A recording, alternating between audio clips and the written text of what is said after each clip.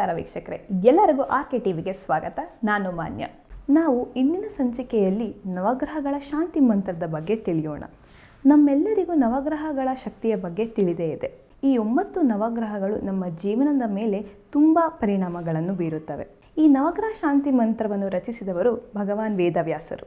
ಈ ಸ್ತೋತ್ರದ ಪ್ರಮುಖ ಭಾಗವಾಗಿ ಗ್ರಹಗಳಾದ ಸೂರ್ಯ, ಚಂದ್ರ, ಮಂಗಳ, ಬುಧ, ಶುಕ್ರ, ಶನಿ, ರಾಹು, ಕೇತು ಈ 9 ಗ್ರಹಗಳಿಗೆ ಸಂಬಂಧಿಸಿದಂತಾಗಿದೆ. ಈ ಮಂತ್ರವನ್ನು ಪಠಿಸುವುದರಿಂದ ನೇರವಾಗಿ ಗ್ರಹಗಳ ದೇವತೆಗಳಿಗೆ ಸೇರುತ್ತದೆ.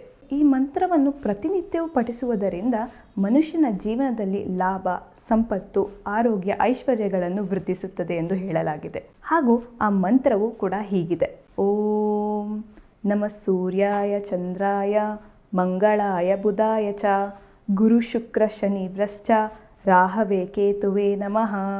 ಈ ಮಂತ್ರವನ್ನು ಪಠಿಸುವುದರಿಂದ ಗ್ರಹ ನಕ್ಷತ್ರಗಳಿಗೆ ಹೊಂದಿರುವ ದೋಷಗಳನ್ನು ಕೂಡ ಪರಿಹಾರ ಮಾಡಿಕೊಳ್ಳಬಹುದು. ಇನ್ನೂ ಹೆಚ್ಚಿನ ಮಾಹಿತಿಗಾಗಿ ನೋಡ್ತಾ ಇರಿ ಆರ್ಕೆ ಟಿವಿ ಕನ್ನಡ. ಧನ್ಯವಾದ.